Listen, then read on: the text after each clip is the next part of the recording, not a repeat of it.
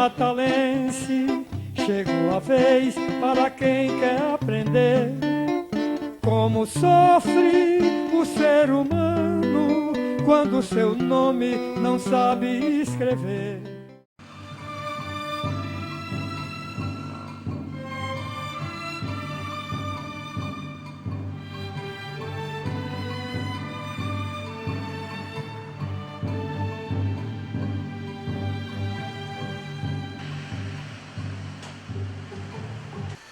Figuras como ela, que tiveram uma participação importante no momento histórico brasileiro, que aconteceu em Natal, no Rio Grande do Norte, né? Foi a campanha de Pé no Chão, também se aprende a ler e tal. E essas figuras, todas elas, como é natural, se emocionam, né? Vamos falar do passado, vamos falar de 50 anos atrás, do momento que o Brasil viveu um período, está fazendo um trabalho importante, de repente deflagra a ditadura no Brasil e tal, desmantela tudo e tal. Ela vivenciou isso como os outros também, né? Empresa, etc. Está entendendo? Então a gente está tratando aqui, não é só uma coisa fria de reportagem, de jornalismo, não, mas está tratando de um fato histórico, de um momento histórico e de emoções, né? De lembranças e tal, que tem que ser bem retratado aqui.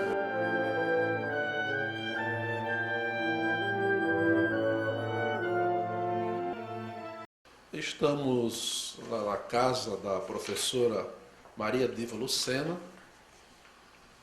nós que fazemos parte do núcleo de referência de História e Memória de Educação de Jovens e Adultos da Universidade Federal do Rio Grande do Norte, aqui com a presença da professora Rosa Aparecida Pinheiro, que coordena esse trabalho, e a presença também do professor Gerson Tavares, da Universidade Estadual do Norte Fluminense, contando com a participação efetiva dos senhores Denilson de Souza e Luiz Carlos Pires, que são membros da Unidade Experimental de Som e Imagem da Universidade Estadual do Norte Fluminense e que estão nos apoiando neste evento. Nesse momento, nós vamos entrevistar a professora Maria Diva Lucena, personagem importantíssima da história da educação em Natal, do Rio Grande do Norte, no Brasil, de vez que participou ativamente do movimento da campanha de Pé no Chão também, se aprende a ler, ocorrido em Natal, período da administração do prefeito de Djalma Maranhão, e a professora Diva tem um depoimento importante para fazer para a gente, um registro dessa história toda, né? E é com ela que nós vamos conversar. Eu pediria à professora que se desse a sua identificação, né, seu nome, onde nasceu, onde estudou, a sua formação, né, para que a gente possa situá-la nessa conversa toda.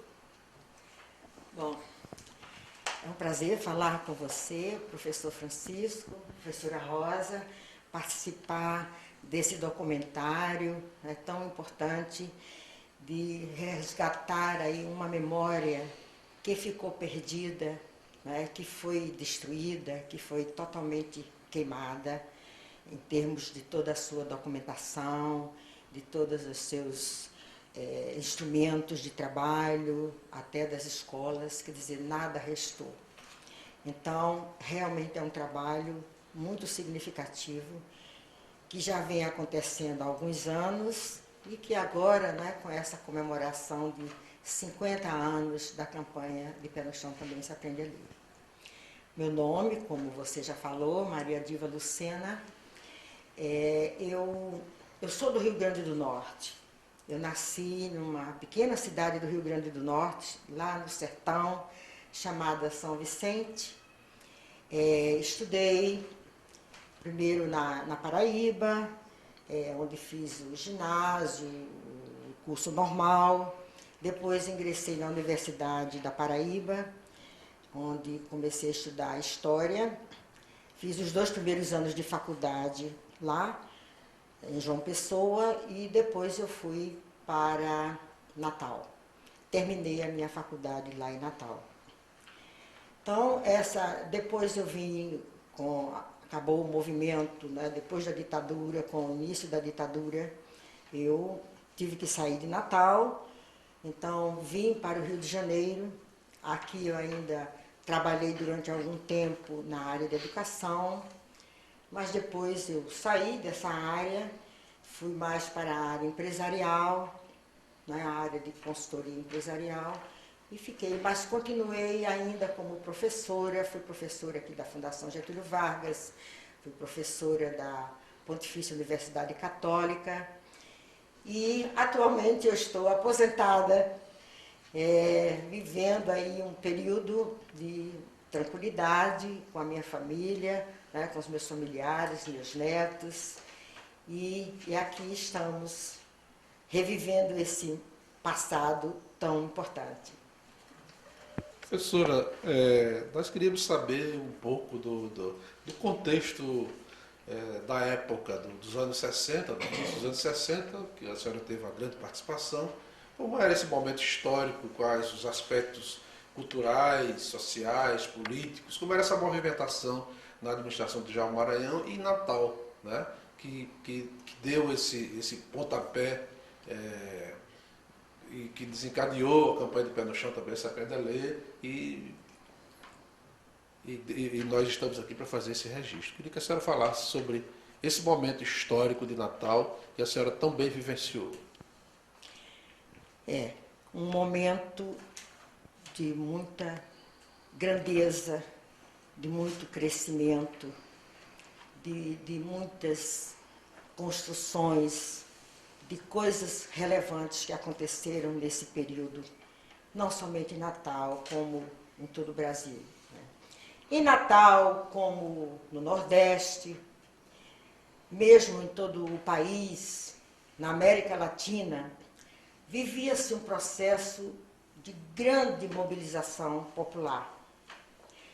Afinal de contas, nós estávamos vivendo uma democracia plena. Estávamos saindo do governo de Juscelino Kubitschek, depois do governo do João Jango, depois o João Goulart. Então, um momento de plena democracia nesse país.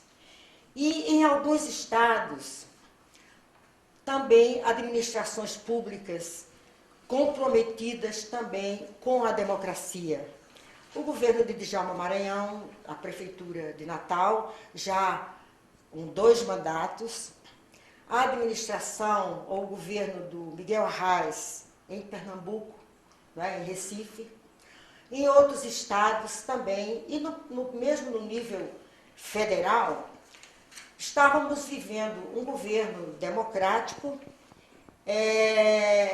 com uma abertura, com muita liberdade de expressão, com a fase de industrialização forte no país, com um nacionalismo também que começava a se firmar na busca da soberania do país, da defesa das nossas riquezas, do desenvolvimento industrial desse país, e uma burguesia também nacionalista engajada nesse movimento. Mas o mais importante desse período, dentro do nosso assunto, dentro do tema que nós queremos tratar, e que eu vou chegar lá até o Djalma, era exatamente o populismo, que era algo, né, que sempre aconteceu desde a era de Vargas, o povo se manifestando de alguma forma. Só que esse populismo, até a década de 60, final da década de 50, era um populismo mais de manipulação, um populismo conduzido pelas classes dominantes, pelas elites desse país, para enfrentar as grandes pressões populares, as grandes reivindicações da população, e que eles tinham que atender de alguma forma. Desde que eles continuassem mantendo aquele controle sobre esse populismo, sobre essas manifestações populares, e continuassem mantendo, então, os seus privilégios, né, as suas prerrogativas. Então, foi um movimento, foi um período em que os sindicatos se desenvolveram muito, o sindicato urbano, o sindicato dos operários, as organizações camponesas, um grande exemplo das ligas camponesas lá no Nordeste, O movimento estudantil, do qual eu tive uma grande participação desde o ensino de segundo grau, naquela ocasião, naquele momento chamado de primeiro grau, de ginásio, né? E onde aí eu já participava de alguns desses movimentos. Bom, o movimento estudantil também foi muito importante, tanto do secundário como do universitário. A UNE, que tinha uma presença marcante, que se preocupava também em discutir e refletir sobre as grandes questões nacionais. Dentro desse contexto está a administração de Djalma Maranhão, que teve 2 mandatos. No primeiro mandato, eu não participei, porque eu nem morava em Natal, eu já estava estudando em João Pessoa. Mas eu sei que... No primeiro mandato ele foi prefeito nomeado, é isso? Foi prefeito nomeado, né? E, a partir daí, ele passou a ter um apoio e um suporte muito grande dos comitês nacionalistas que começaram a se formar em Natal, das associações de classes, das organizações sindicais, e atendendo às reivindicações da população, que uma delas, considerada já no primeiro mandato de Djalma, conforme o meu conhecimento, já prioritária, que era a educação, que era a erradicação do analfabetismo, que era, então, toda a questão da alfabetização de adultos, etc. E aí vem, então, um movimento fundamental que teve o seu auge já na segunda administração do Djalma, porque o Djalma já entrou na segunda administração por eleição, né, com o apoio dessas comunidades, já com uma rede escolar muito bem instalada, embora precária, nós vamos falar disso um pouquinho mais na frente. E aqui surge, então, a educação popular, com uma filosofia, com uma estratégia pedagógica completamente inovadora, diferente de tudo que já havia acontecido nesse país. Uma educação voltada para construir a liberdade do ser humano, para construir a democracia, para a vivência da democracia em termos de participação popular, de reivindicação popular, de questionamento e de formulação de sugestões e de ideias para a melhoria das comunidades, da vida das comunidades. Essa educação popular levou a uma mobilização popular muito forte. E esse populismo, a diferença desse populismo para o populismo de manipulação, era exatamente o populismo de mobilização. Mas uma mobilização consciente, autônoma, podendo colocar livremente as suas reivindicações, fazer as suas análises e ser atendida e não ser manipulada, né? Ser bem colocada. Então, nesse bojo de explosão de processos de educação popular, e aqui a gente já deve colocar aqui a importância da influência do Paulo Freire, do grande educador Paulo Freire, que eu tive o privilégio de ser contemporânea, de conhecê-lo pessoalmente, de fazer curso com ele, de aplicar a metodologia dele, né? Eu cheguei a aplicar a metodologia dele, posso falar disso um pouquinho mais à frente. Mas tivemos aí o MEB, né? O Movimento de Educação Brasileira, né? Era MEB, né? O Movimento de Educação, que era um movimento da igreja, de iniciativa da igreja. Mesmo sendo da igreja, ela tinha um cunho democrático, na minha opinião, pela informação que eu tenho, ela tinha também um cunho democrático muito forte. O MCP, que foi o Movimento de Cultura Popular em Pernambuco, sob a administração de Miguel Arraes, do saudoso Miguel Arraes. Tinha movimentos também na Paraíba, no Rio de Janeiro, em vários estados, né? E até mesmo no interior desse país. E em Natal, a campanha de Pé no Chão, também se aprende a ler. Que foi, assim, uma das experiências marcantes, tanto pela sua concepção, desde a sua concepção.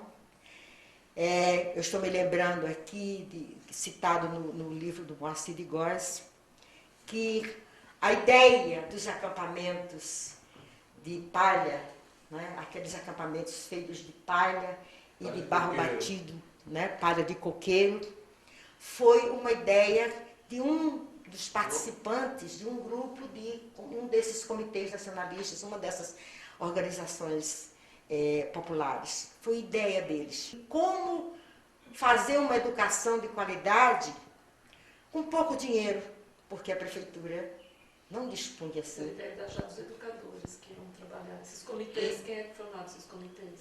Como? Quem formava esses comitês? Não, esses comitês foram comitês espontâneos das comunidades, né? De Natal, né? Os chamados comitês nacionalistas. É claro que você tinha lideranças estudantis, você tinha lideranças políticas, né, que certamente assessoravam e que estavam juntos, né, presentes, organizações de classes, sindicatos, né? Então, e esses movimentos, o Djalma se apoiou muito nesses movimentos. E o Moacir de Góes, que foi o grande portador de todo esse processo, né, que foi o grande idealizador, o grande mestre de todo esse movimento de educação popular em Natal. Tá? Bom, a educação popular, na visão da campanha de Pé no Chão também se aprende a ler, como do movimento de cultura popular de Pernambuco e de outros nesse país, era tido assim como uma estratégia de construção da participação popular no dimensionamento de seus problemas e na solução dos seus problemas locais, dos seus problemas comunitários, dos seus problemas sociais, de educação, de saúde, etc, etc. Professor, no plano da campanha de Pé no Chão também se aprende a ler mesmo, sabe? A gente tem o registro da participação de figuras, como você falou aí, do teórico, né? do pensador, do naipe do Moacir de Góes, né? Temos a presença de figuras como Margarida Cortês, Maio de Pinto, Omar Pimenta e tal. Como era que esse povo, qual era a movimentação desse povo neste movimento? Como é que se dava o diálogo, a discussão, a reflexão, a crítica, certo? Os encaminhamentos, como é que isso ocorria? Na campanha de Pé no Chão também se aprende a ler. Bom, o Moacir de Góes foi o grande mestre. Aliás, ele continua sendo o grande mestre. Ele foi o grande articulador do ponto de vista da educação. Foi o grande articulador, o grande artífice de todo esse processo, de todo o projeto de educação, desde a educação formal, de crianças, de jovens, de adultos, até o desdobramento desse processo educacional na cultura, folclore, no teatro, nas representações comunitárias em relação a isso. Então, ele era o grande articulador, com a sua capacidade, com o seu idealismo, com a sua inteligência, com o seu preparo. Né? Ele foi realmente o nosso grande mestre. Com grande entusiasmo. Com muito entusiasmo, com muita vibração, com muita energia, com muita dedicação, com vocação mesmo. Era vocação. Era uma equipe formada de educadores. E a equipe era nesse mesmo ritmo e estava nesse mesmo clima, nesse mesmo ritmo. Tem uma coisa curiosa com relação à Margarida, que eu acho importante ressaltar. Eu acho até em função do momento que nós vivemos. A Margarida foi convidada para participar desse projeto, claro, Djalma Maranhão e Moacir, né? Moacir conhecia, porque Moacir era professor, colega dela. Ela foi convidada pela sua competência técnica, pela sua dedicação, pelo seu preparo, pelo seu profissionalismo, sem nenhuma conotação política, sem nenhum favoritismo, porque havia uma intenção de um projeto pedagógico de uma dimensão muito profunda que precisava de alguém com muito preparo para isso. Porque o objetivo não era só criar escolas, fazer acampamentos, colocar alunos e professores. Era alguma coisa mais. Precisava de uma filosofia para esse processo. E Margarida foi convidada para realizar esse trabalho. E ela recebeu carta branca, eu sei disso, ela recebeu carta branca para formar a sua equipe. Tá? Sem nenhuma indicação, sem nenhuma interferência política. Ela convidou as pessoas. Eu fui convidada por Margarida. Era minha professora de didática, minha professora no curso de licenciatura. Ela me convidou, ela convidou a Denise, ela convidou a Socorro, a Lourdes Varela. Eu não me lembro de outros nomes, né, que participaram dessa equipe. Então, pessoas que ela confiava, que ela sabia que ia dar uma grande contribuição. A emoção bateu. Então, E que tinha uma prática pedagógica, né? Acho que é isso. Vou chegar lá. Parou aí, né? Parou porque eu vou até atrás do lenço. Eu sabia que era Ok, emoção. professor, Ia tudo chegar. bem. Não, Faz parte obrigada. dessa emoção, né? Quer água? Isso ocorre nas outras entrevistas, também tem acontecido, porque essas pessoas estão tratando de lembranças, de momentos, de um registro histórico importante na vida do Brasil, do modo geral, né? E na delas, particularmente, toca muito. Né? Professora Diva de Salete, refeita da primeira a emoção, né, forte, tomou sua aguinha e tal, nós vamos retomar a mesma conversa. Né? Nós estávamos falando, e a senhora estava rememorando muito bem, a presença de Moacir de Góes, a presença de Margarida Cortez, fez uma panorâmica muito boa, e figuras como Almar Pimenta, como a professora Mailde Pinto, etc. Queria que a senhora continuasse dessa história. Você estava falando entusiasticamente da sua chegada para trabalhar junto com o Mailde Pinto e convocada por Margarida, né? E a importância de Margarida e tal. Então eu queria que a senhora continuasse essa conversa aí para esclarecer a gente. Eu fui convidada por Mailde, fui convidada pela Margarida, né? E quando eu comecei a trabalhar, eu conheci então o Omar, né? Omar Pimenta, uma figura extraordinária, uma pessoa, eu dizia que o Omar era assim o braço direito do Moacir e do Djalma. Era o grande administrador da campanha, dos acampamentos. Ele cuidava de tudo, ele cuidava dos professores. Aliás, era ele que fazia o pagamento também. Né? Então, de uma dedicação, de uma ética, sabe, de uma nobreza impressionante. Uma grande pessoa, um grande ser humano. A Mailde, que eu conheci também nesse movimento como diretora de cultura, né, da secretaria, que fez um trabalho, né, que dirigiu um trabalho importantíssimo, cultural, com teatro, com representações, com folclore. Ela criou uma coisa que eu achei fantástica, que foram as bibliotecas ambulantes.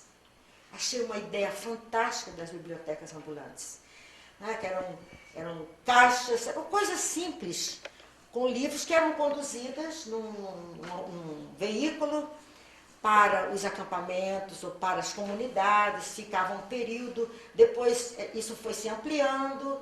Né? Eu achei esse projeto fantástico, né? Dar acesso à literatura, acesso à literatura brasileira, coisas importantes da nossa cultura. Então, além da biblioteca ambulante, você tinha também aquelas bibliotecas que eram montadas os balcões, né, de distribuição de livro, que eram montados, chamavam de bibliotecas populares, que eram montadas com tábuas de construção, né, coisa montada na praça, na praça André de Albuquerque, lá no acampamento das Rocas, nas quintas, ali próximo do acampamento e tal. Existiam também essas bibliotecas populares, além também dirigido por Mailde, né?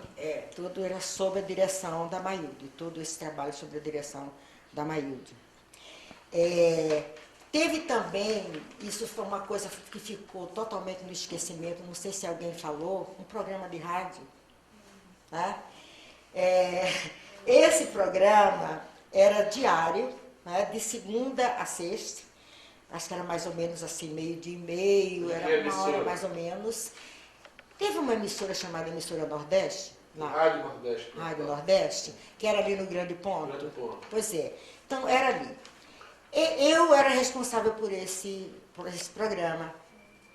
Ele tinha três focos, três pontos. Primeiro, ele era orientado para a criança, mas também visava alcançar o adulto, né, os pais.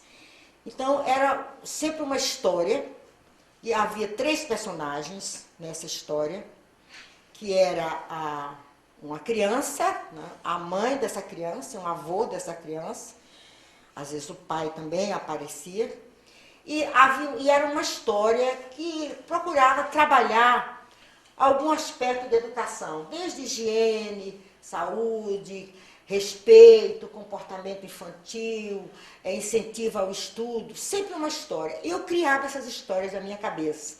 Hora que eu tinha que produzir uma história dessa todo dia. E a gravação era feita uma vez por semana. Então, durante a semana, eu tinha que criar 5 histórias, né, e isso era gravado num certo dia, com atores. Se lembra do nome? Dorinha, né? Aquela cantora, Dorinha?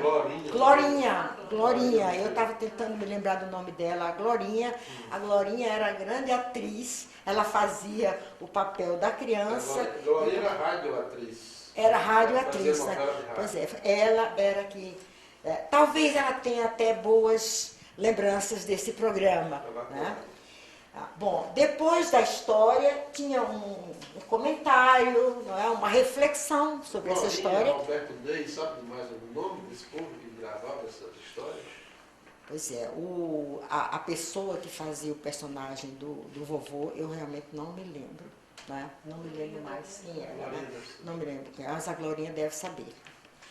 Bom, depois disso, tinha uma parte musical que procurava apresentar os nossos grandes compositores e cantores, né, da época e mesmo de mais antigo. Então, era um foco assim, na música popular brasileira.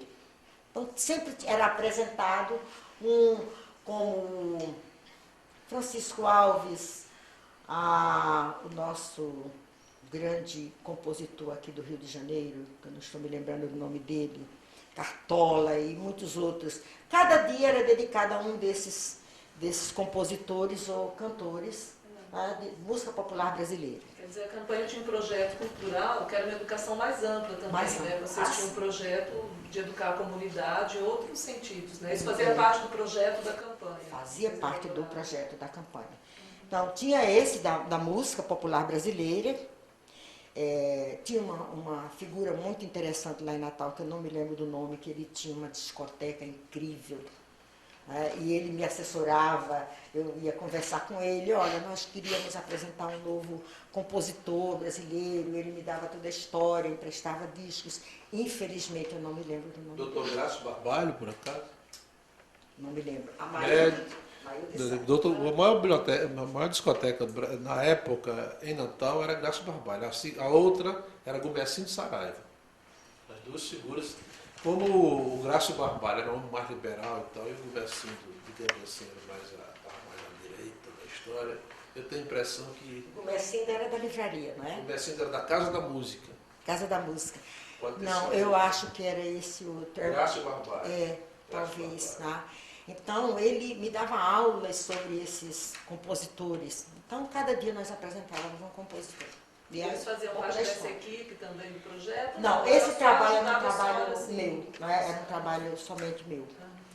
E a terceira parte desse programa era o noticiário da prefeitura, né? Que aí era um radialista que ele todo dia recebia um documento que ele lia, né, as notícias da prefeitura. Esse programa, ele funcionou até o último dia, até o dia do golpe. Né? Infelizmente não restou nada, porque a rádio que ficava com as gravações, esse programa estava todo gravado. Olha o documento que você tinha aí.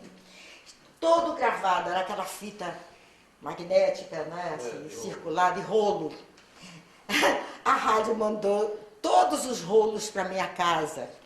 Né? Não quis ficar com esse documento, com essa documentação.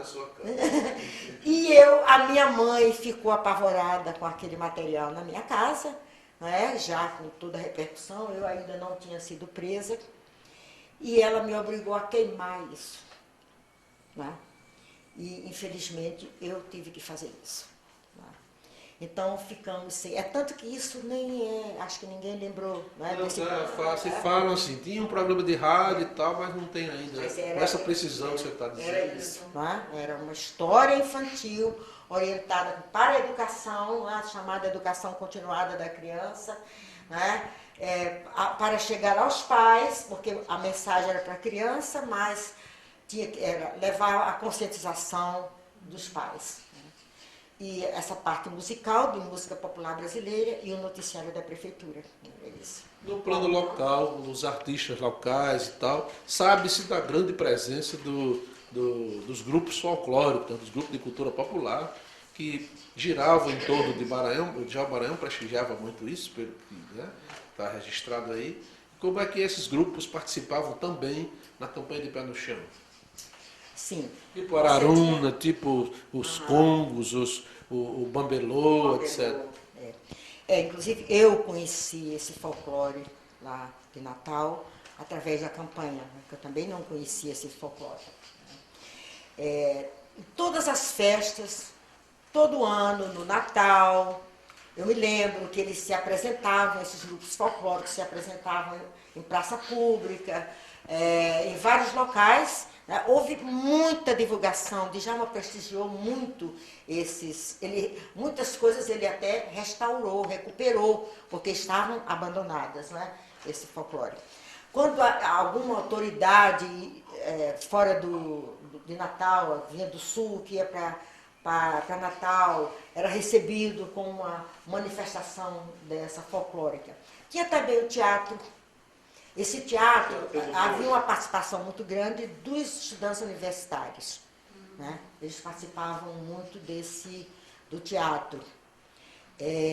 Não estou me lembrando aqui de alguns nomes, né, de pessoas que foram também contemporâneos meus de faculdade, que trabalhavam no teatro.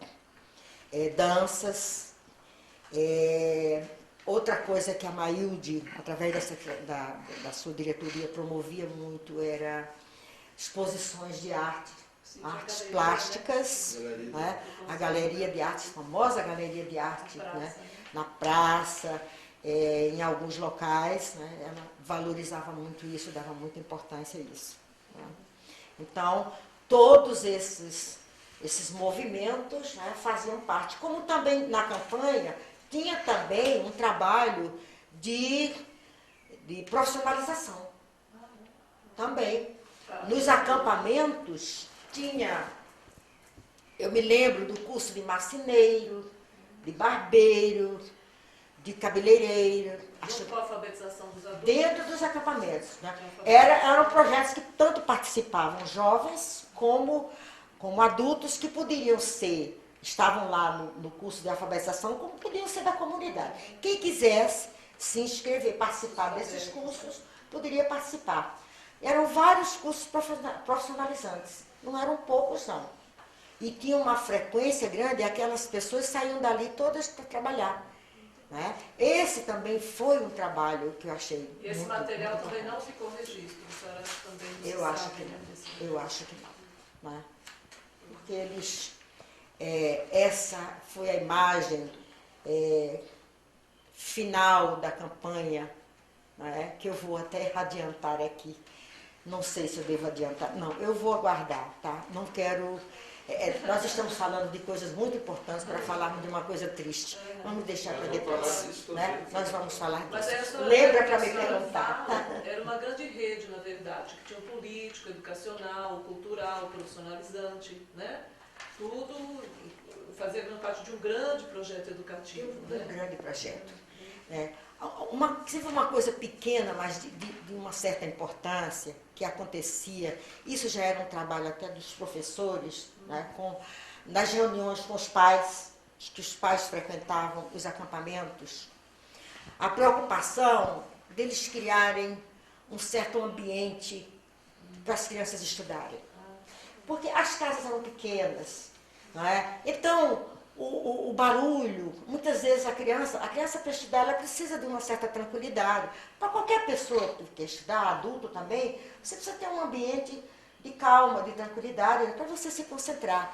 E você imagina uma casa pequena, muitas vezes tem um cômodo, 2 cômodos, um rádio ali tocando, a mãe cantando. Então, como é que a criança podia se concentrar? E era dada uma orientação no sentido de que criasse um momento para as crianças fazerem seus deveres escolares, que respeitasse esse silêncio, que desligasse um rádio, que evitasse alguma conversa, que deixasse aquele momento para a criança estudar.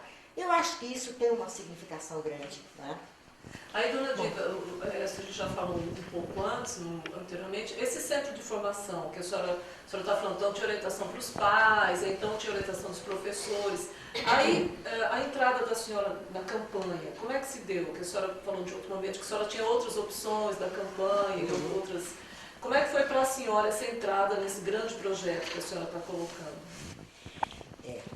Eu vou falar aqui sobre 2 coisas, né? Primeiro, como foi que eu cheguei lá, né? Como comecei esse trabalho, e depois o projeto pedagógico mesmo, né? Bom, como eu falei, eu fui convidada pela Margarida. E começamos, ali começou também, evoluiu o meu processo de conscientização também, né? Eu sempre fui muito inquieta em relação ao mundo em que eu vivia, né? Eu participei desde a minha adolescência de movimentos, a política estudantil. Naquela época tinha a JEC, a Juventude Estudantil Católica. Eu estudei em colégio católico, participei disso, de movimentos.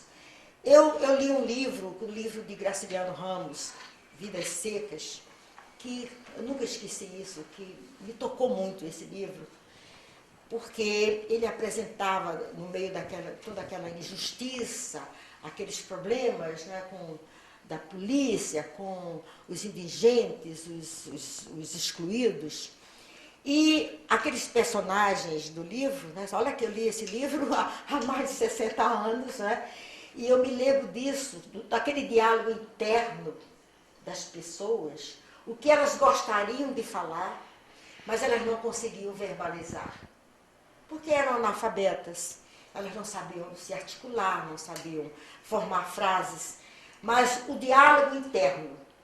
Então, eu estou falando de quê? Eu estou falando de consciência.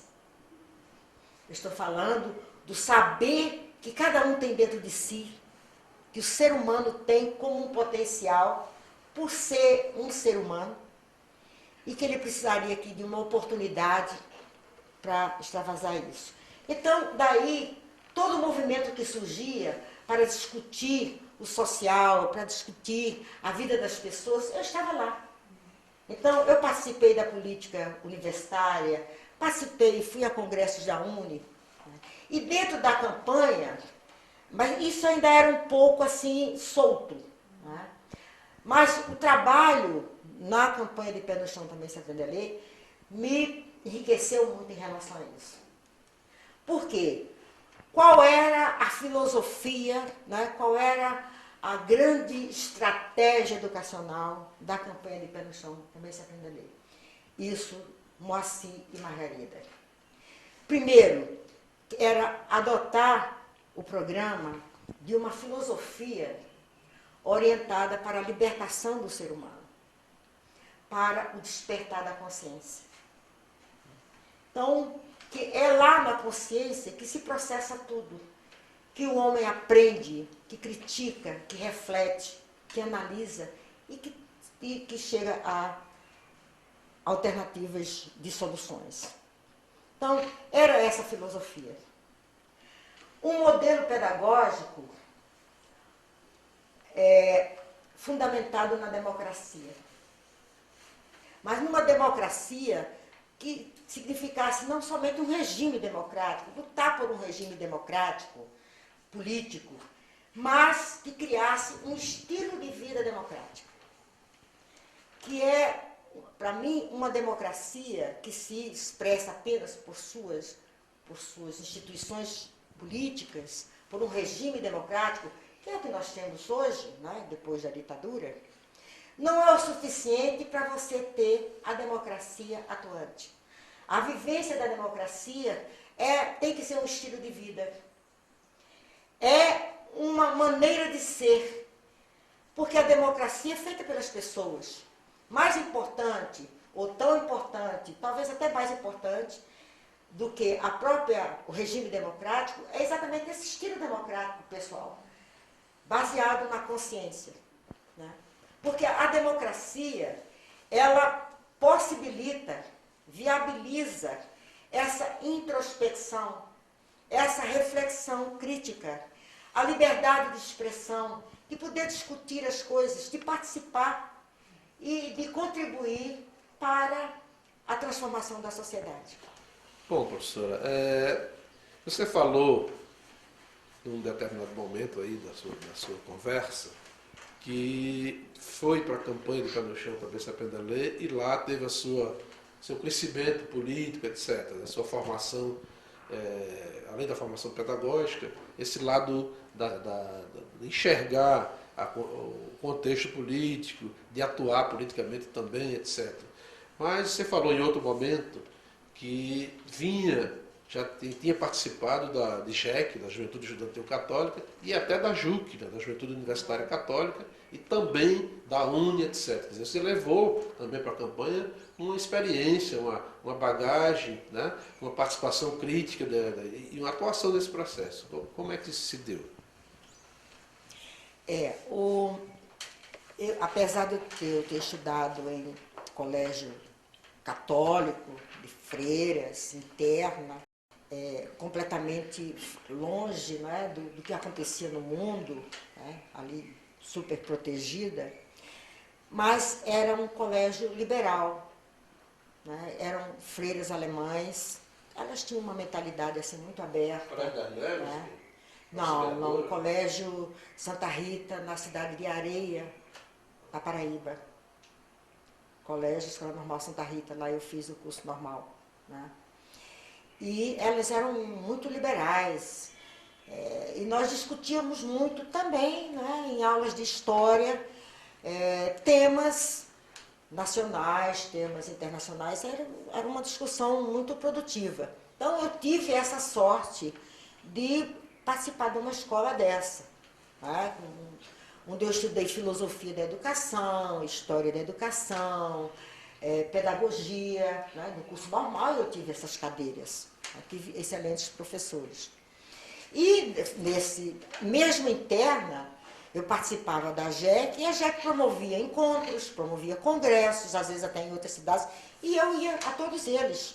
E eu falava, eu me apresentava, eu tinha uma participação muito atuante. Mas ainda muito voltada para o nosso mundo, né? O mundo de adolescente. Depois, na universidade, assim que eu entrei na universidade, eu já participei da diretoria da UEP, que era a União dos Estudantes Universitários da Paraíba, né? Que era um membro da UNE. Então, política estudantil, reivindicações de estudantes, aqueles movimentos, passeatas, batendo com prato, porque nós queríamos um restaurante universitário, o reitor não se apressava em construir. Fizemos um movimento para substituir um reitor que era um homem muito honrado, muito digno, né, de muito prestígio, porém não era de ação. Né? Ele tinha muito medo de ser acusado de corrupção, então terminava não fazendo nada.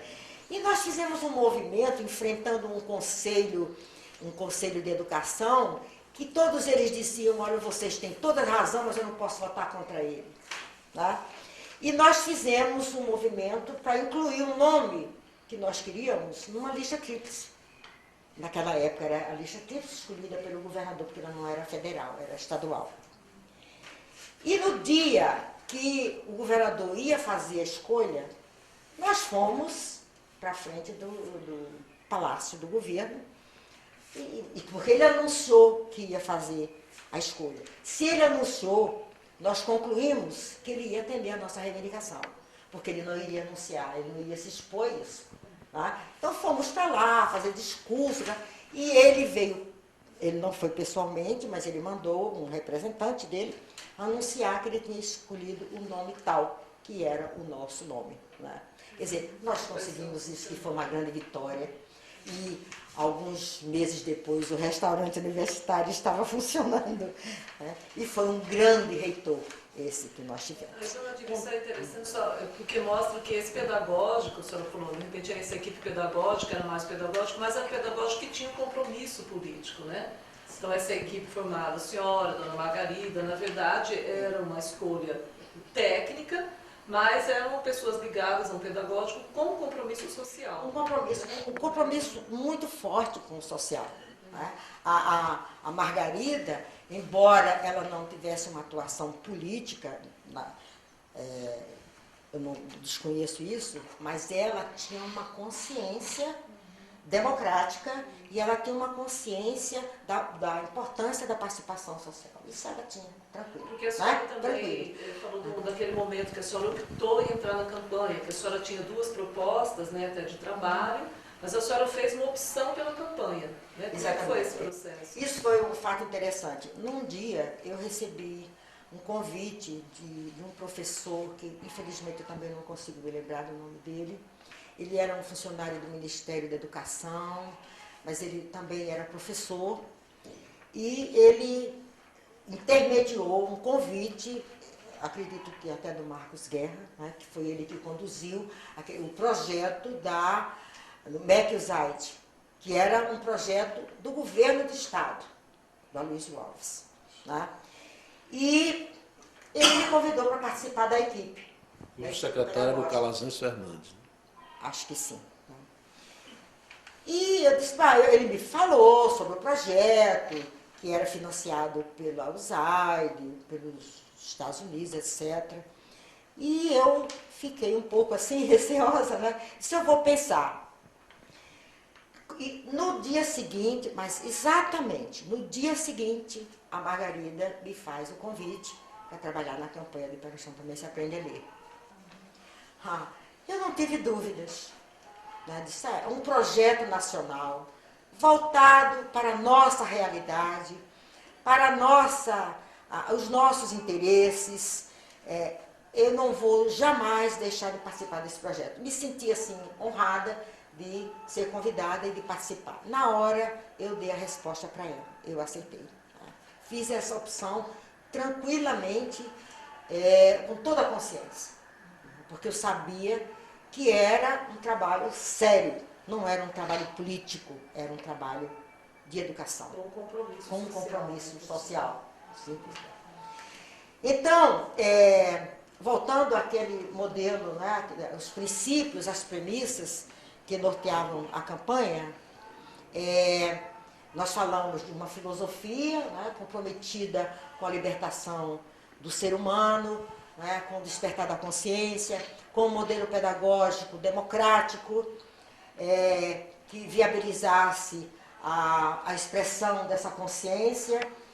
Né? E um terceiro ponto era a formação dos professores. Esse era um ponto crítico, porque nós sabemos que não é possível você ter qualidade do ensino, qualidade da educação, sem investir na qualidade, na qualificação dos professores. Acredito que nenhuma escola é melhor do que os professores que nela trabalham. Não importa a infraestrutura que ela venha a ter, os recursos que ela venha a ter, mas se ela não tiver um corpo docente qualificado, comprometido, idealista, né? Essa escola não vai ser uma escola de qualidade, não vai ter uma educação de qualidade. Então, esse era um ponto crítico e prioritário até para operacionalizar aquela filosofia e aquela pedagogia. Era a formação dos professores. E foi aí que foi a criação do Centro de Formação dos Professores. Que, na minha opinião, eu desconheço outra experiência de educação popular. Eu sei que todas elas tiveram a preocupação com os professores, mas não sei no nível de profundidade que a campanha de Pé no Chão teve com a formação dos professores. Aí a senhora tinha uma função lá também de professora, a senhora tinha nesse centro uma função junto com a professora Margarida de coordenação, de professora, era uma equipe que trabalhava em disciplinas, era um conjunto. Como é que eles trabalham do centro, essa ação do centro? Como é que vocês se organizavam? Ok. Esse é o quarto ponto de daquelas premissas, né? Então, o terceiro fez a formação dos professores e o quarto ponto, uma metodologia que viabilizasse essa filosofia, né? Esse modelo pedagógico para a operacionalização. Que esse é o ponto crítico também, né? Porque formular objetivos, formular teorias, formular filosofia, isso é fácil. Isso não é tão problemático. Agora, colocar isso em prática, né? Ter uma ação coerente com o discurso, esse é que é o grande desafio, né? Então, era ter uma metodologia. Essa metodologia, ela teria que ter um conteúdo, né, que é o currículo escolar, mas um conteúdo que teria que ser formulado a partir do saber das comunidades, a partir da vida da social, daquelas pessoas, dos adultos, dos jovens, das crianças que participavam da campanha. Era esse universo que precisava ser trabalhado dentro desse currículo. E o outro ponto era a metodologia em si, em sala de aula, que era a democracia, que era o modelo democrático. O diálogo, a expressão, a livre expressão, a discussão de problemas, utilizando aquele vocabulário daquela comunidade, a criação de alternativas de solução, muita participação. Agora, como fazer isso na prática, né? Aí é que nós entramos naquela questão, né, que você está perguntando aí, como é que essa equipe trabalhava? Esses professores não tinham a formação. Primeiro, não tinha o professor, porque no Natal tinha apenas uma escola normal que não atendia a todas as necessidades do Estado. A prefeitura não tinha também condições de buscar esses professores fora, né? Como fazer isso? Então, foram convocadas as moças das comunidades, de preferência das comunidades. Era muito mais fácil elas trabalharem com o universo de linguagem e problemática da comunidade, né? Moças que ou tinham o fundamental completo, na época o primário completo, ou o ginásio completo, até o segundo grau. Até mesmo professores que tinham a formação normalista também poderiam participar. Mas nós sabíamos que o núcleo estava ali nas comunidades. Então, essas pessoas, elas podiam entender das matérias. Era fácil entender de história, de geografia, de português, de matemática, principalmente nos primeiros anos escolares, na alfabetização, primeiro ano, segundo ano. Mas como ensinar? Não é? Como levar esse conteúdo? Como trabalhar esse conteúdo em sala de aula? como ter a participação, como usar recursos didáticos, né, quais os meios, os instrumentos, as ferramentas para processar a educação, o ensino com essas crianças. Então, essas professoras, elas foram recrutadas, né, selecionadas,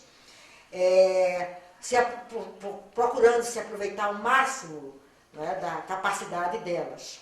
E elas recebiam um preparo, um curso, né, montado por essa equipe, de preparo para mais na parte metodológica. Né? Como ensinar, como lidar com as crianças, como usar contos, fantasia, histórias, trabalhar com as crianças. Como preparar uma aula. Né? Elas recebiam toda essa fundamentação. No início eram cursos de 2 meses. A Margarida fala muito bem no seu livro sobre esse processo. Depois isso foi se tornando pouco. Nós queríamos entrar mais fundo nessa questão do preparo dos professores, que foi aí quando veio então o Centro de Formação de Professores, tá? Que passou a ter um curso, esses primeiros cursos eram chamados cursos de emergência, de preparação. E o Centro de Formação aprofundava isso, já era um curso de 2 anos, que não, infelizmente não durou muito, né? Mas já para um preparo mais apurado desses professores.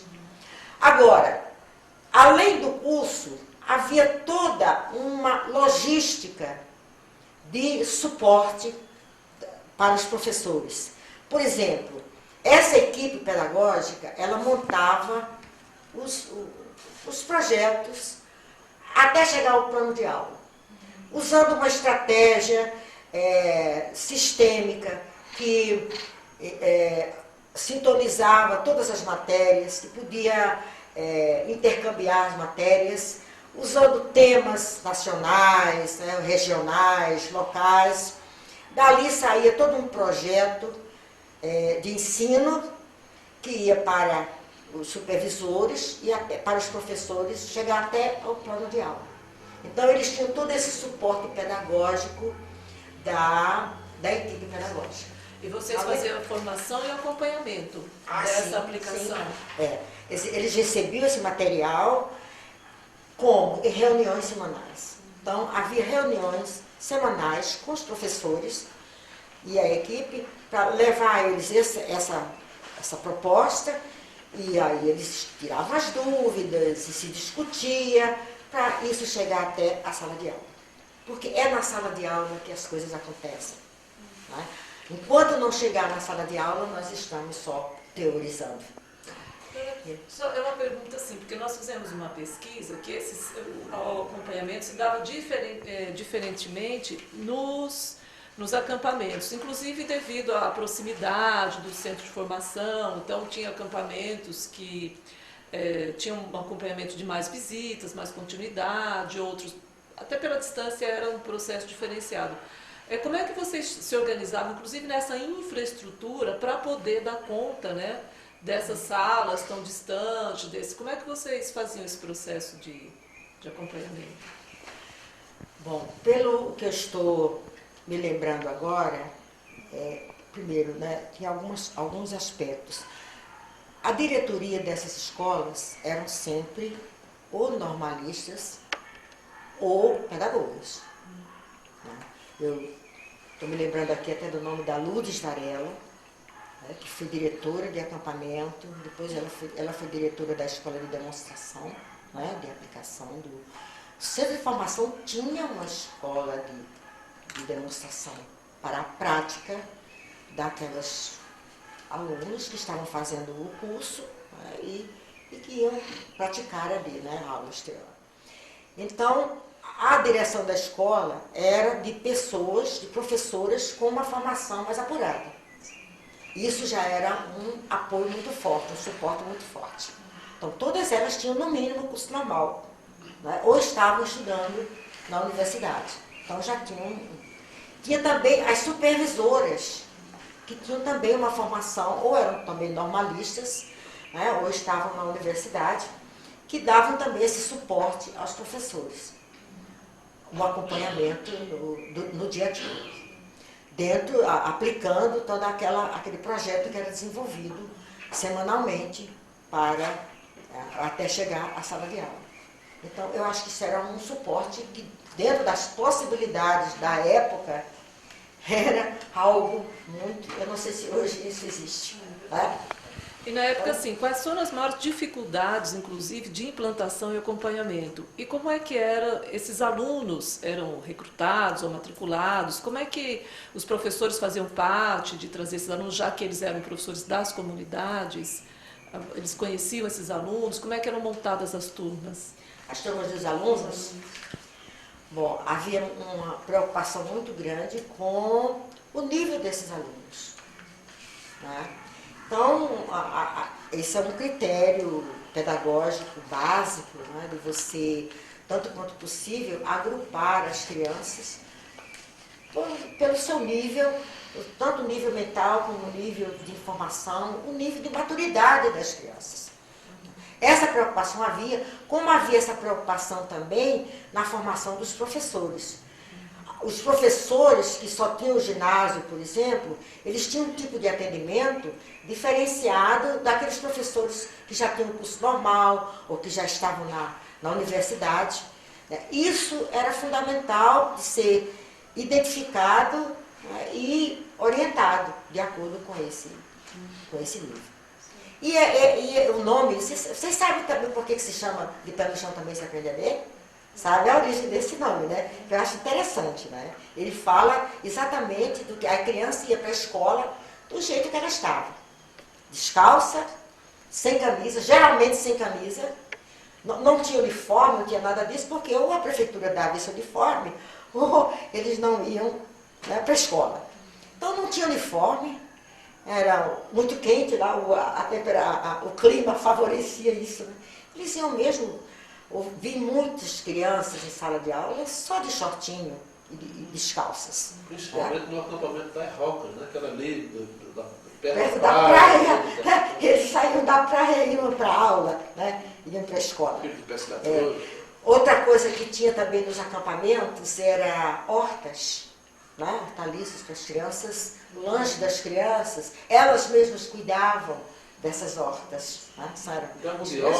Criavam galinhas, né? Criavam galinha, tudo.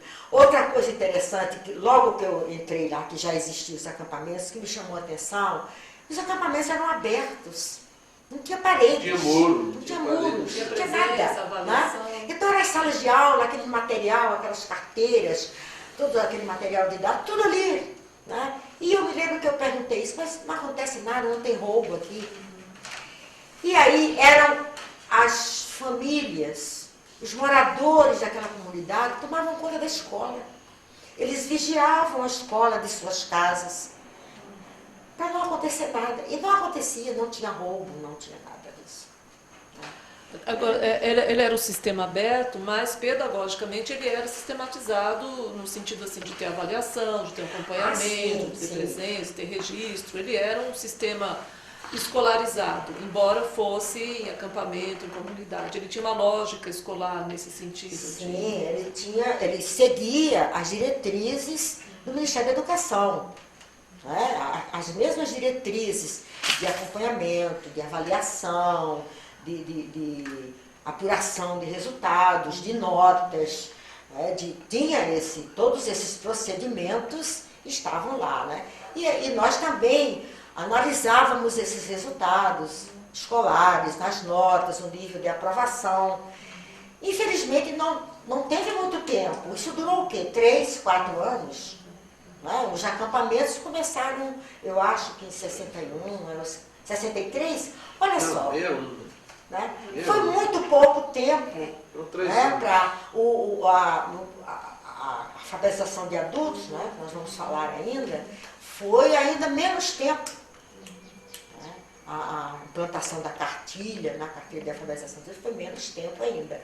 Mas todos esses procedimentos estavam presentes. A Margarida jamais abriria mão disso. Jamais. Professora, está me surpreendendo, né, na sua fala, de toda essa história que está sendo de detalhes, né, do volume, né, de trabalho, né, de ações, né, a minha pergunta, né, a organização, né, a parte de administração disso aí, né, porque tem a parte pedagógica, etc., mas tem a logística, né, tem a parte dessa gestão. Como que vocês faziam isso aí? Tinha subcomitês, tinha grupos, né, para atuar, né, à distância, né, a questão do transporte, isso tudo tem uma questão espacial, né, enorme, né, e tem a questão de volume de pessoas, né, devia ter voluntariado também, né, pessoas voluntárias, enfim. Como que esse organograma, havia um organograma consciente, né, da parte do Moacir, de vocês, né, nessa atuação? Se você puder falar um pouco sobre isso. Bom, na verdade, nós éramos multifuncionais, né? Essa era a grande verdade. Nós nunca fazíamos uma coisa só, né? Nós estávamos envolvidos em tudo. Essa logística, por exemplo, lá no Centro de Formação de Professores tinha um setor de audiovisual, de recursos audiovisuais. Então, isso era mais ou menos centralizado, não por falta de confiança, mas para dar mais liberdade aos professores de se prepararem para a sua função em sala de aula. Então, era ajuda, era auxílio, né? Então, muita coisa era produzida nas escolas, até com os alunos também, com a participação dos alunos. Mas esse Centro de Recursos Audiovisuais era um reforço, um suporte, um apoio para o trabalho das professoras. Então, nós tínhamos, naquela época, não tinha computador, não tinha Xerox, reprodução, era aquela máquina mimeógrafo, né? Então, esse mimeógrafo existia lá nesse centro, qualquer escola que precisasse reproduzir material, né? Isso já tinha, né? Projetor de slide, isso já tinha. Então, essa logística era o mapeamento. Tá? Acho que o grande responsável por toda essa logística era o mapeamento. Ele providenciava tudo que a gente precisava de alguma coisa, ia para o mapeamento. E você tem o seu Ribamar também. Tinha o Ribamar muito assim, na construção, né, dos acampamentos. Eu via uma história muito interessante dos pescadores, das pessoas ensinando a traçar a palha, né? Porque alguém tinha que fazer isso, né? Precisava de muita gente aprender a traçar a palha, que era a cobertura dos acampamentos. Nunca houve um incêndio, nunca ouvi falar de um incêndio, que era altamente vulnerável, né, a incêndio. Então, essa logística realmente era problemática, mas o mapeamento era o responsável por toda essa logística. Né? Isso eu me lembro bem. Mas todos estavam envolvidos em tudo. Se havia necessidade de alguma coisa, quem tivesse disponível, quem pudesse ajudar, ia fazer. Não era tão disponível, porque nós não éramos tão disponíveis assim. Mas até quem sabia mais fazer aquilo, né? Porque essa é a grande a filosofia da liderança, né? Da chamada liderança democrática, que ela se apoia na fortaleza dos outros, nos pontos fortes de cada um. O líder é aquele que sabe articular essas potencialidades, os talentos, as capacidades das pessoas. Quem é o bom nisso? É fulano. Então é fulano que vai fazer. E diz que o Djalma era muito bom nisso. Pois é, Djalma era muito bom nisso. Como líder, ele sabia fazer isso muito bem. Ele sabia descobrir quais eram as pessoas que podiam ajudar nisso, naquilo outro. Qual era o talento dessas pessoas? Ele tinha uma visão em relação a isso que era impressionante. Tá? Qual era o da senhora, assim? O que a senhora mais ali... A senhora dava aula, a senhora fazia material, porque a senhora participou pela nossa conversa aqui, de vários espaços, né? A senhora dava aula, fazia material didático. O que a senhora ali sentia mais potência para estar desenvolvendo? Olha, o meu forte sempre foi muito pesquisa, estudo e escrever. Textos. Então, eu fazia muito isso, não é à toa que eu fui fazer a cartilha. Né? Então, eu participava com o grupo desse trabalho de elaboração do plano pedagógico, da estrutura de ensino, dos projetos que iam ser executados nas escolas, né, de montar qual o tema que nós vamos trabalhar esse mês, de elaborar isso, né, de escrever sobre isso. Essa parte eu fazia, eu me envolvia muito nisso, era uma coisa que eu gostava muito de fazer. E a cartilha que tem assim hoje, que a senhora até foi referenciada por Dona Margarida, que a senhora elaborou a cartilha, como é que foi esse preparo da senhora para elaborar? Com quem que a senhora contou de apoio? Qual foi a dimensão que tomou essa cartilha no projeto? Bom, a história da cartilha é interessante. Quando a campanha de Pé no Chão, CPDD, resolveu investir então, na alfabetização de adultos, né, que era uma reivindicação das comunidades, era uma preocupação do Djalma Maranhão, era uma preocupação do Moacir, da Margarida, de todos nós queríamos alcançar, né, com a educação popular, alcançar todos os níveis. O primeiro problema foi que material didático vamos utilizar para a alfabetização de adultos.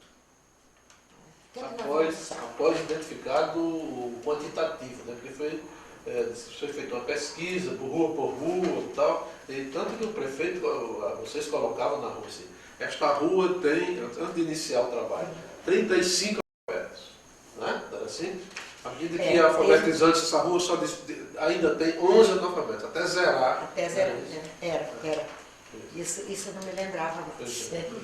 Bom, então, nós queríamos, dentro de toda aquela nossa premissa, né, nossos pressupostos, nós queríamos também que a alfabetização de adulto empregasse a pedagogia do Paulo Freire, a pedagogia da libertação, a pedagogia da democracia, da tomada de consciência, da participação crítica, reflexiva do seu mundo.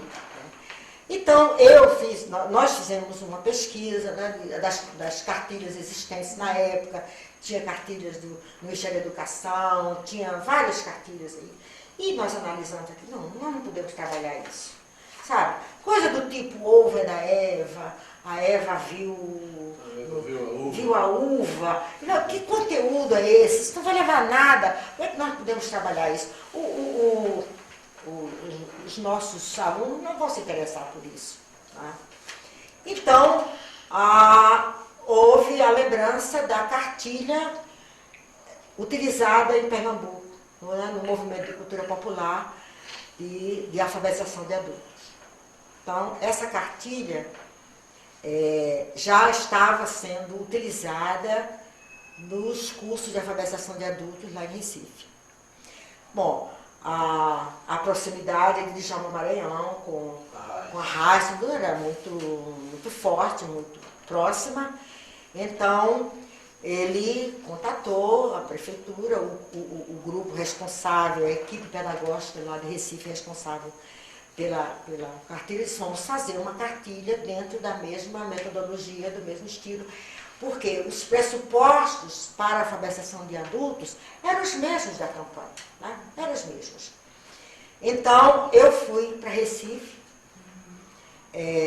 tive um contato com essa equipe que montou a cartilha, recebi aulas, recebi orientação e comecei a fazer o trabalho lá, utilizando a mesma metodologia. Só que nós tínhamos que fazer uma adaptação da linguagem, do universo, né, do conteúdo dessa cartilha. Nós queríamos o conteúdo de Natal. Então, esse foi o trabalho que eu fiz de adaptação. Então, comecei a fazer o trabalho lá, e depois voltei para Natal para terminar a cartilha, porque eu precisava fazer a pesquisa desse universo, desse conteúdo, né, com as comunidades, levantar o nosso vocabulário, etc. A cartilha tinha a metodologia de começar com fonemas, né, com depois formação de palavras, formação de frases, até textos. Então, esse trabalho não demorou muito, não, acho que um mês e pouco, mais ou menos, a cartilha estava pronta. Né? Foi um trabalho, esse é um trabalho que eu gostava de fazer, né, que eu fazia com muita dedicação, com muito empenho, era uma coisa que eu sentia uma certa facilidade para fazer. E essa cartilha ela chegou a ser aplicada? Chegou. Os professores receberam treinamento para Sim, aplicar, a sim. senhora acompanhou? Então, aí, quando a cartilha esteve pronta, teve reuniões com os professores, eles receberam a cartilha antes, né, para se familiarizar com a cartilha, e nós tínhamos reuniões sobre isso, eles recebiam toda a orientação para a utilização da cartilha. Eu acho que a cartilha não chegou a ser usada um ano, não completou o ciclo de um ano, não. Acho que não. Acho que ela foi implantada em 63, não no início do ano, mas chegou ainda a funcionar. Tá? E então essa foi a história da cartilha. Agora, por que essa cartilha não existe? Por que não existe exemplares dessa cartilha? Por que não existe exemplar dessa cartilha? É uma pergunta recorrente, porque também não existe praticamente nada da campanha, né? Muita coisa foi destruída a partir do próprio incêndio, polêmico incêndio do acampamento das Rocas, né? Mãos criminosas destruíram esse acampamento. Eu cheguei a ler essa frase colocada numa faixa na Rua Jordanês, nas Rocas. Mãos criminosas, alegando que era, acusantes que era mão da ditadura, né? Destruíram esse sonho, né? E esse sonho foi destruído também pelas suas próprias mãos, por exemplo. Você foi forçado a queimar as fitas dos programas de rádio, né? As cartilhas, quem tinha destruiu, escondeu, enterrou e tal, porque as pessoas foram presas, né? Então responda isso aí direitinho, que você vivenciou, foi vítima desse golpe violento, né, nefasto, que se abateu sobre o Brasil e que não destruiu o sonho, não destruiu porque ele está de pé e continua. Certamente. Mas a história dessa destruição foi bem mais séria. O Exército pegou a lista dos alunos dos cursos de alfabetização de adultos. Os soldados foram de casa em casa, recolheram a cartilha, como recolheram documentos, toda a documentação do Centro de Formação de Professores, tudo que foi possível, livros das bibliotecas, dos acampamentos, e fizeram uma grande fogueira no em frente ao Centro de Formação de Professores. Então, todas essas cartilhas, esses livros, esses documentos foram queimados. Eu morava perto do Centro de Formação, ali no balde, e eu fui ver a fogueira. Chorei muito, foi um momento assim, eu não esqueço nunca aquela cena. Tentei pegar uma cartilha, mas alguém me segurou. Era perigoso, o exército estava lá presente. Então, esse incêndio, né, que foi o que eles achavam que seria o golpe de misericórdia, né, para destruir todo aquele sonho, né, todo aquele projeto, todo aquele ideal do Djalma, do Moacir, de todos nós, de todos os professores, de todos os alunos, de toda a comunidade, de toda a cidade de Natal que participou desse processo. Foi o fogo. O fogo, né, que na sua dualidade, ele tanto dá a vida, como ele destrói.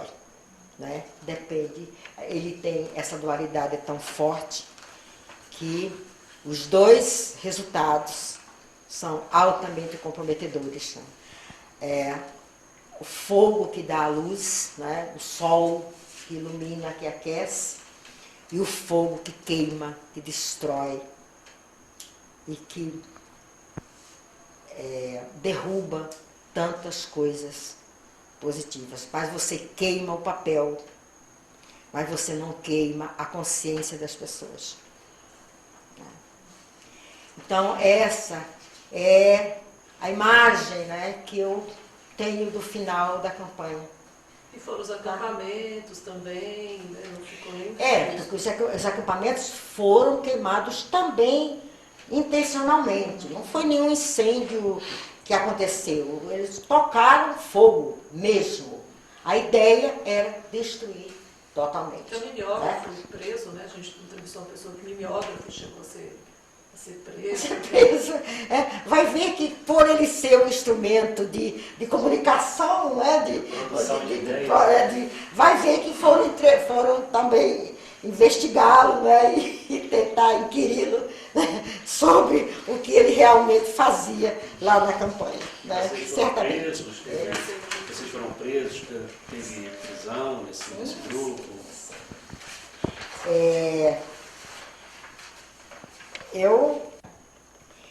E aí também, que é também um símbolo aí meu também de final da campanha, que num desses depoimentos, eu sempre fui um pouco ousada, né, e rebelde.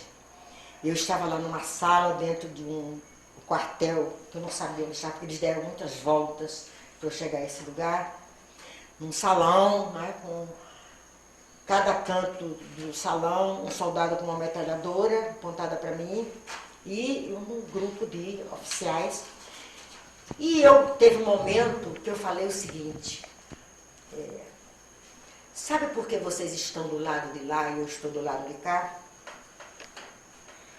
Porque eu fiz uma opção, eu fiquei do lado do povo, eu resolvi dar a minha contribuição, o meu esforço, o meu trabalho para a educação, para melhorar as condições de construção de vida dessas pessoas. E vocês estão aí, do lado de lá, porque vocês não participaram de nada disso. Porque aqueles militares que estão do lado de cá estão presos como eu.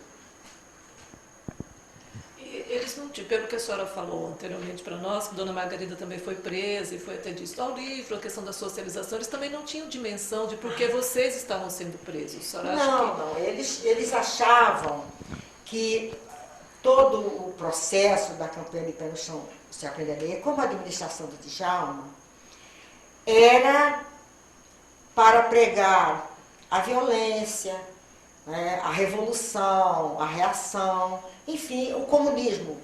Quer dizer, o grande fantasma do comunismo, né, que assolava toda a América Latina. Afinal de contas, tinha havido a Revolução Cubana, os países latino-americanos estavam todos buscando, né, trabalhando o nacionalismo, a defesa das suas riquezas, o desenvolvimento, tentar sair dessa dependência dos países desenvolvidos, principalmente dos Estados Unidos.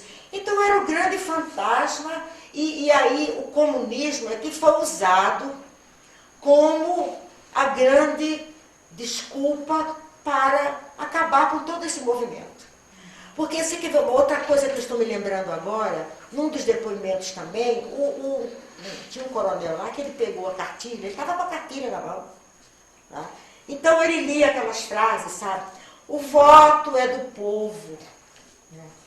O povo luta por educação, por saúde, para... Aí ele lia isso e dizia, isto é um absurdo. Aí eu disse, mas por quê? Tem alguma mentira aí?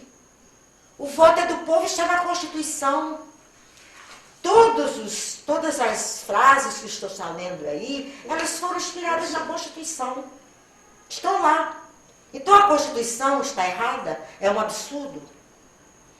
Olha a resposta dele. Não, mas isso não se diz ao povo. O povo não pode saber disso.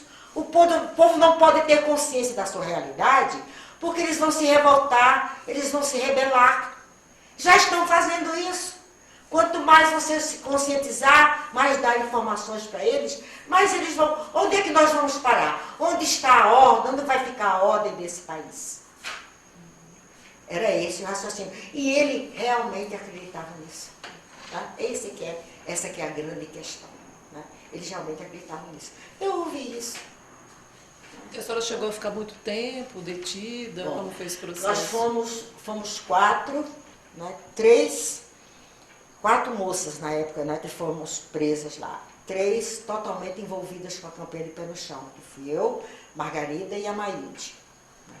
E a 4ª que foi a Lali Carneiro, que era universitária, que era da AP, ela era muito envolvida, ela teve uma atuação também na campanha, principalmente no teatro, né, naquela parte cultural, ela teve uma participação, mas a participação não diretamente dentro da campanha do Pé no Chão.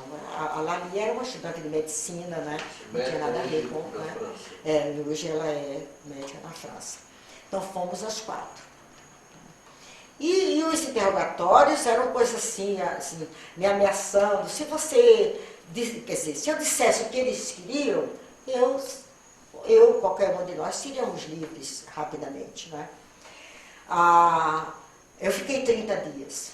A Margarida, eles pegaram alguns documentos, assim como eles tinham cartilha, eles tinham alguns documentos do Centro de Formação de Professores, e tinha lá o objetivo socialização do educando, que é uma coisa básica, fundamental na pedagogia, né, de educação de crianças, socializar a criança saber viver, conviver com os outros, conviver socialmente, isso é a coisa mais elementar, né?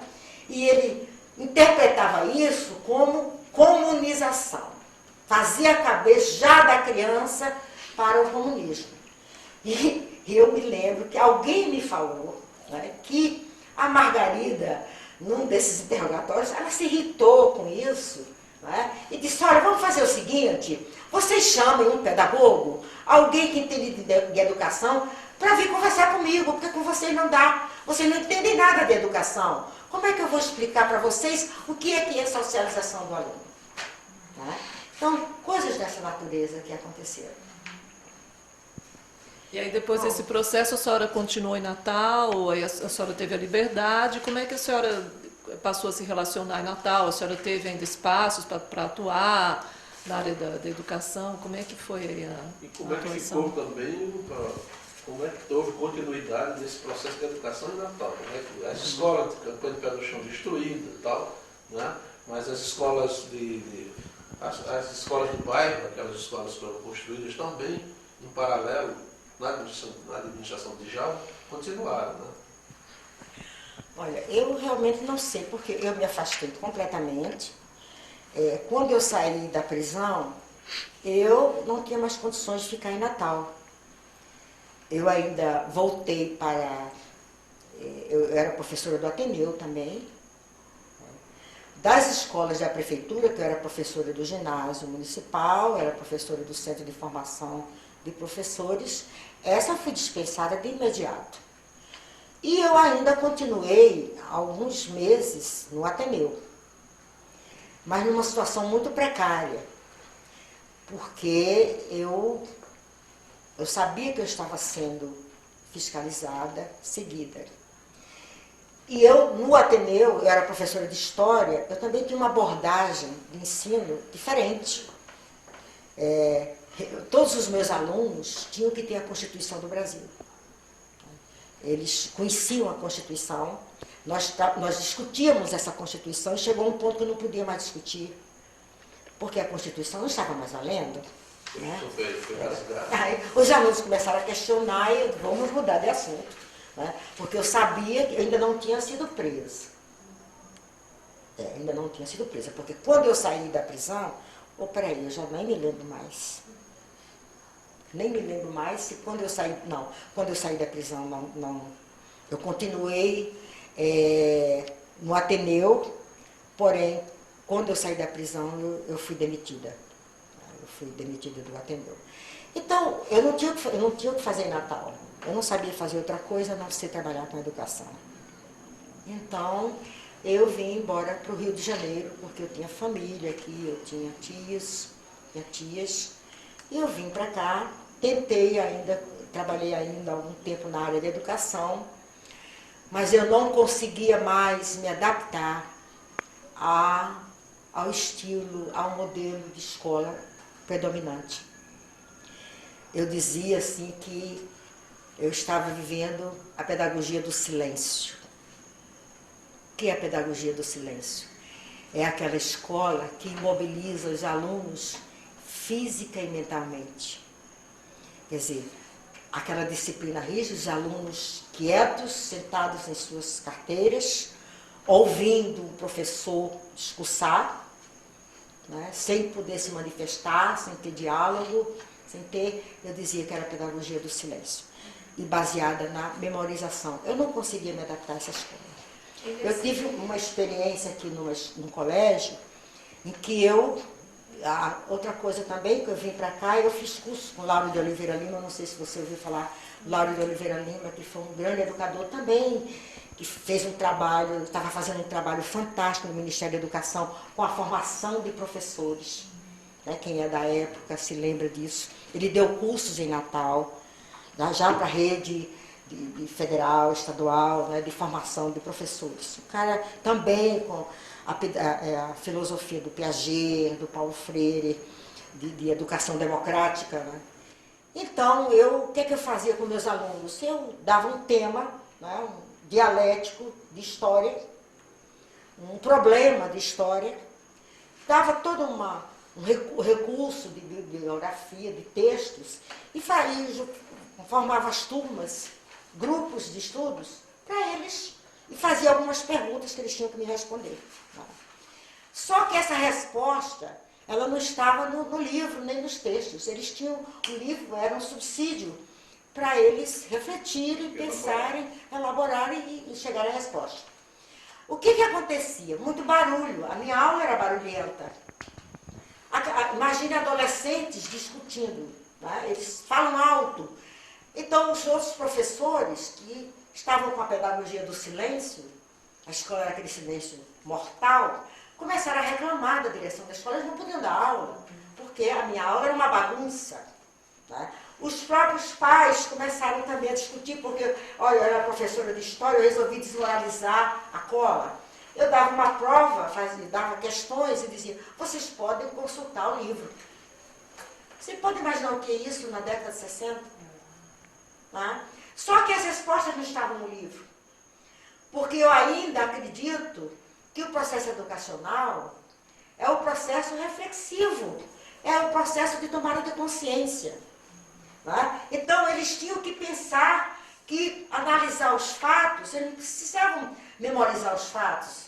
O fato está lá, documentado. Eles precisavam, era chegar a conclusões. Isso aí, tá? Nesse silêncio, dona Diva, só assim, que a senhora... como é que foi esse silêncio da senhora? Que numa conversa anterior a senhora falou que a senhora precisava prestar um atestado ideológico, que isso também dificultou muito a vida da senhora para poder trabalhar, né? E a senhora teve até que mudar depois de espaço. Como é que foi isso? Bom, quando eu vim aqui para o Rio, as escolas, como eu vinha lá de Natal, ninguém me conhecia aqui. Então, eu não saí falando, dando a minha biografia, eu não tinha como. E eu fui para o ensino particular, né? Fui para um colégio particular. E que eu não falei nada disso, ninguém conhecia a minha história. Né? E eu também não falei. Eu tive problemas depois. Bom, essa escola, ela me demitiu. Eu só trabalhei um semestre nessa escola, porque a diretora me chamou e disse, ou você dá a sua aula no molde tradicional, você vai lá, dá a sua aula, faz a sua explanação e acabou.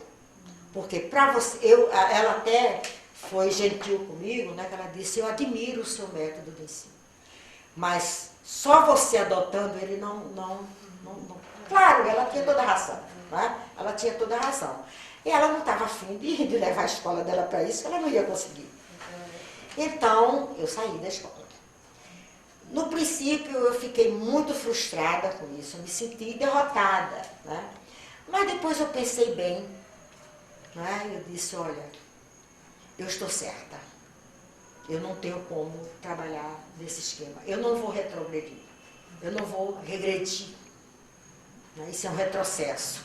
Eu prefiro sair do campo de educação.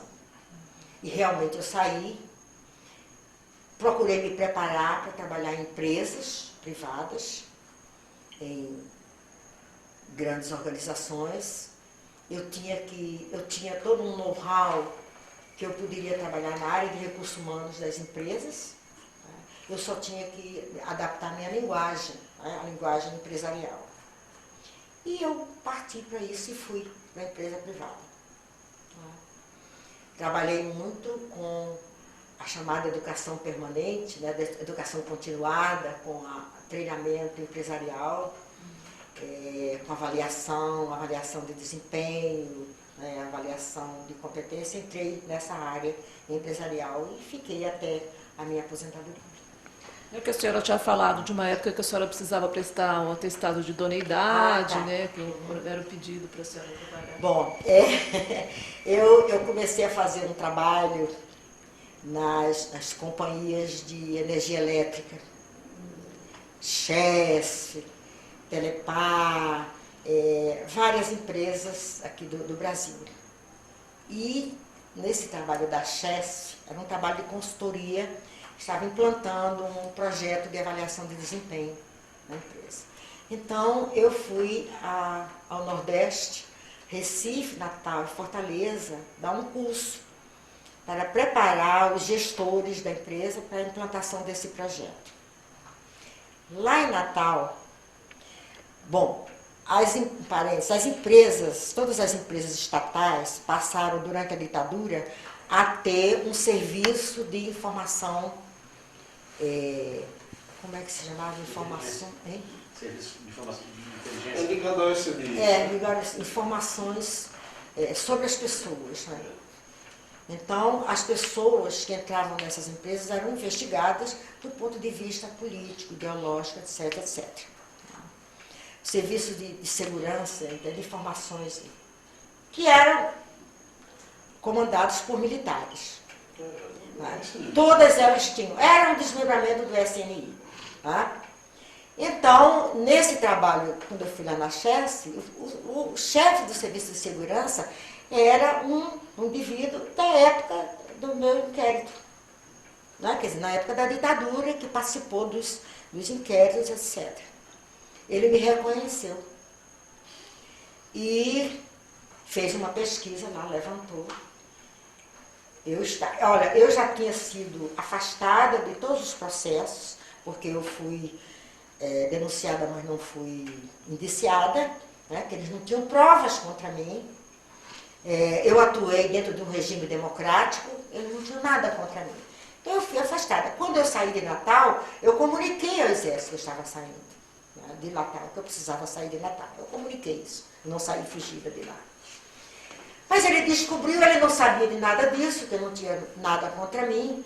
Ele levantou o que estava lá disponível, né, sem chegar a esse final.